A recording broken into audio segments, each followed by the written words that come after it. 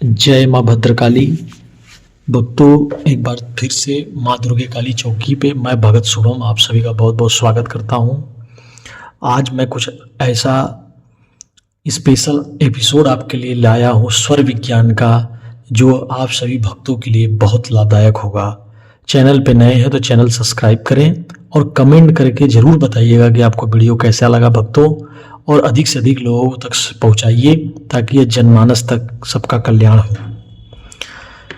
देखिए, आज का हमारा जो एपिसोड है उसमें हम आपसे डिस्कस करने वाले हैं स्वर विज्ञान को, जिसको हम कहते हैं सांसों का विज्ञान, प्राण का विज्ञान, या दूसरी भाषा में कहें तो हमारी जो एनर्जी जो हमारी बॉडी में चल रही है उसकी विज्ञान को आज हम समझने की बात करते हैं।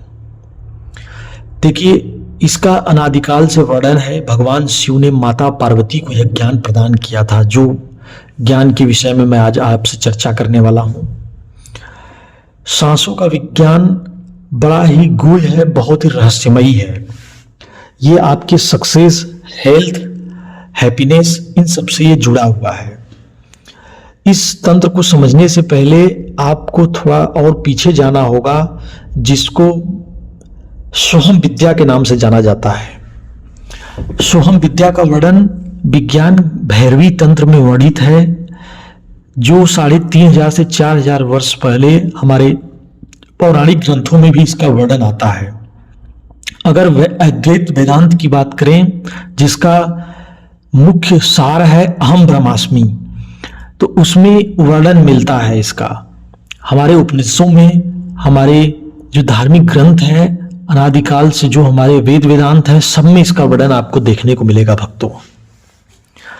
बात करें भगवत गीता, श्रीमद् भागवत गीता की, तो भगवान श्री कृष्ण ने उसमें वर्णन किया था कि आत्मा अजर अमर है, आत्मा कभी न मर सकती है, न आत्मा का कभी नष्ट किया जा सकता है उसको समूल। आत्मा का हमेशा से यह संसार में उसका आवागमन का जो चक्र है वो हमेशा आती जाती रहती है। अब हम इसके अगले तथ्य पे बात करें तो आप ये समझिए कि सोहम को लेते समय, जब हम आप सांस लेते हैं तो उस समय हमें सोहम की अनुभूति होती है। सो से यानी सोहम। और जब हम अपने नेत्रों, अपने नाकों से, अपने स्वर से जब हम अपने वायु को छोड़ते हैं तो उस समय हम होता है। तो इस दोनों शब्दों को मिला के हम सोहम को बोलते हैं। सोहम का अर्थ है ऊर्जा का ऊर्ध्वागमन करने में यह बहुत ज्यादा मदद करता है। इसलिए कहा जाता है कि हम मेडिटेशन करें, ताकि जिससे हमारी एनर्जी है वो बैलेंस हो और हमारे ऊर्ध्वागमन की तरफ उपस्थित हो, जिससे जो ब्रह्मरंध्र में जो हमारे 7 चक्र हैं वह जागृत हो। जब हम गहरी सांस लेते हैं तो हमारी चेतना यह बताती है कि हम अपने पूर्ण चेतना में जा रहे हैं। इसीलिए बार बार कहा जाता है, डॉक्टरों से भी आप सलाह सुने होंगे, कि आप जब भी सोकर उठें तो गहरी गहरी लंबी श्वास लें और छोड़ें, जिससे आपका जो प्राण वायु है वो आपकी 72,000 जो हमारे शरीर में नाड़ियां पाई जाती हैं उनको शुद्ध करने का काम करती हैं।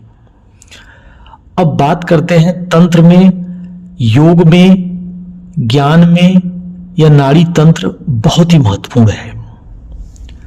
देखिए, हमारे शरीर में जो है 72,000 नाड़ियां पाई जाती हैं भक्तों, जिसमें 3 नाड़ियां मुख्य होती हैं। जो हमारा बायां स्वर है, जो बाईं नाड़ी है उसको इड़ा कहते हैं, जो चंद्र नाड़ी के नाम से भी जाना जाता है, जो श्री को प्रेजेंट करता है। यानी यह जो नाड़ी होती है वो शक्ति को रिप्रेजेंट करती है। और जो दूसरी नाड़ी है उसका नाम है पिंगला, जो हमारे दाएं तरफ होता है। जो दायां स्वर है वो पिंगला है, जो सूर्य को रिप्रेजेंट करती है। यह पुरुष तत्व होता है, जो हमारी चेतना को और शिव को रिप्रेजेंट करता है। तीसरी जो है हमारी सुषुम्ना नाड़ी है, जो कुंडलिनी को हमारे रिप्रेजेंट करता है। यह हमारे रीढ़ में स्थित होता है, जिससे हम मुक्ति भी कहते हैं। इससे हमें मुक्ति प्राप्त होती है। 111 सांसों का वर्णन या 111 सांसों का जो रहस्य हमें विज्ञान भैरवी तंत्र में इसका वर्णन देखने को मिलता है। आपकी जानकारी के लिए बता दूं, हनुमान जी इसके बहुत बड़े बेस्ट एग्जाम्पल हैं। आप उनके देखेंगे चित्रों में तो माता सीता और भगवान श्री रामचंद्र जी उनके हृदय में विराजमान है। जो राम जी हैं वो भूष तत्व को बता रहे हैं, जो माता सीता है वह हमारी शक्ति तत्व को बता रही हैं, यानी जो हमारा चंद्र तत्व है। और जो बीच में हनुमान जी उपस्थित हैं वह सुषुम्ना है, यानी मोक्ष।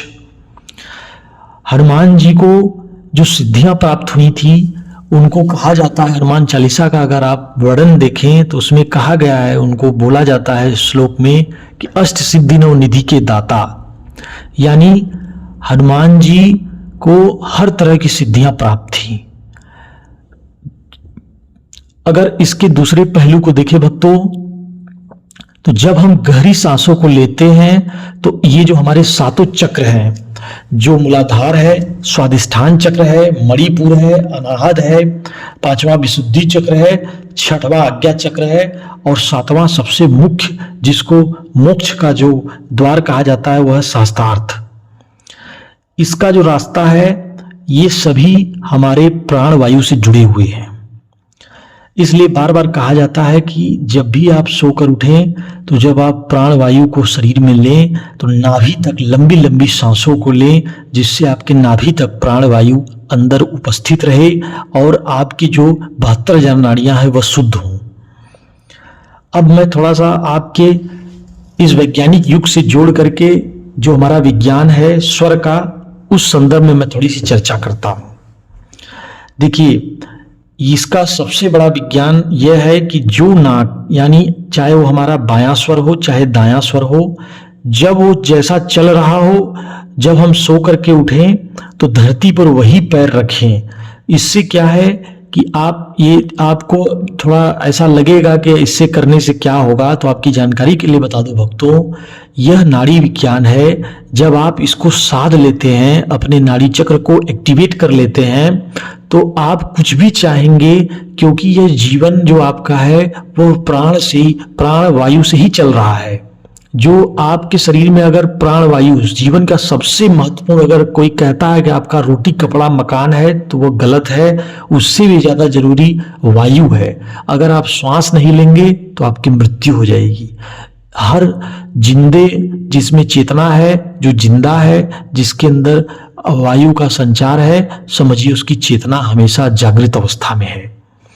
तो इसी संदर्भ में भक्तों आपको मैं जैसा कि बता रहा हूं, जब भी आप बेड पर से उठें, चारपाई पर से उठें या अपने बिस्तर से उठें, जो आपकी नाड़ी चल रही हो, चाहे वो सूर्य नाड़ी हो यानी दायां स्वर हो या बायां स्वर हो, चंद्र नाड़ी हो, आप उसी पैर को आगे करके धरती को प्रणाम करते हुए अगर आप उठते हैं तो आपकी नाड़ी एक्टिवेट होती है। दूसरा चीज, जब आपका राइट नोज यानी कि जब आपका दाहिना स्वर चले, उस समय वो आपकी ऊर्जा को रिप्रेजेंट करती है, आपके सूर्य तत्व को रिप्रेजेंट करती है। अगर उस समय आप जितने भी बाहरी काम हैं, चाहे आपका दौड़ लगाना हो, कोई अच्छा स्पीच देना हो, कोई ऐसे एक्टिविटीज करने हैं, कोई आपका प्रेजेंटेशन देना हो, कोई शक्तिशाली काम करने हो, जिम जाना हो या ऑफिस जाना हो, जो भी जितने भी तरह के कार्य हैं, अगर उस समय आप अपने दाहिने स्वर को अगर एक्टिवेट करके बाहर निकलते हैं तो आपको एक अलग ऊर्जा, अलग शक्ति आपके अंदर संचार होगा, जिससे आपका कार्य बहुत आसान और जल्दी सिद्ध हो जाएगा। लेकिन वही जब आप अपने कार्य से वापस घर लौटें तो उस समय आपको, जब आप थके हों, तो आपको चंद्र नाड़ी को एक्टिवेट करने की बहुत ज्यादा आवश्यकता होती है। जब कोई भी आदमी स्ट्रेस में रहे, अगर वह अपने चंद्र नाड़ी यानी बाएं स्वर से केवल श्वास ले और छोड़े, दाहिने को बंद करके रखे, तो आप समझिए कि उसे कुछ ही क्षणों में अगर यह सिस्टम एक्टिवेट हो जाता है तो आप ये समझिए आप स्ट्रेस से, एंजाइटी से, डिप्रेशन से आसानी से बच सकते हैं। जब किसी व्यक्ति को नाड़ी स्वर समझ में आ जाता है तो आप ये समझिए कि उसने जीवन को साध लिया। और तीसरी नाड़ी को बोला जाता है सुषुम्ना। सुषुम्ना तब एक्टिवेट होती है जब हमारे दोनों स्वर एक साथ चलते हैं। उस समय कहा जाता है कि उस समय हमें मेडिटेशन करना चाहिए, क्योंकि उस दौरान जब हमारी दोनों नाड़ियां, दोनों स्वर जब एक साथ वायु का आदान प्रदान करते हैं, शरीर में हमारी प्राण वायु अंदर आती जाती है। अगर उस समय हमारा जो कांटेक्ट है वो परमात्मा से होने लगता है, कहीं न कहीं हम ब्रह्म के समीप जो है हमें अनुभूति प्राप्त होने लगती है। इसलिए उस दौरान पे कहा जाता है कि व्यक्ति को बाहर कहीं भी ट्रेवल नहीं करना चाहिए। जब आप देखेंगे बड़े बड़े विद्वान महापुरुषों द्वारा ऐसा बताया जाता है कि जब आपका सुषुम्ना नाड़ी एक्टिवेट होता है तो आदमी का परमात्मा के नजदीक जाने का समय आ जाता है, यानी वो यह इस धरा से विदा लेता है। वो अपने इस जो हमें चिरकाल तक न चलने वाली अस्थायी शरीर जो मिली है, यह हमेशा हमेशा के लिए हमसे मुक्त हो जाते हैं हम इससे। तो इसीलिए जो है यह जो स्वर का विज्ञान है बहुत ही महत्वपूर्ण है भक्तों। आप इसे साधें और अपने जीवन में लाभ प्राप्त करें जी, ताकि जो भी समस्याएं हैं, इसलिए बार बार कहा जाता है सुबह उठ करके अनुलोम विलोम, कपालभाति, ये सब सारे प्राणायामों को साध लेते हैं तो जीवन की आधी समस्याएं आपकी खत्म हो जाती हैं। तो मिलते हैं नेक्स्ट वीडियो में एक नई अच्छी जानकारी के लिए। वीडियो पसंद आई हो तो चैनल सब्सक्राइब करें, लाइक करें, शेयर करें और कमेंट करके जरूर बताएं कि आपको कैसा लगा। जय मां भद्रकाली।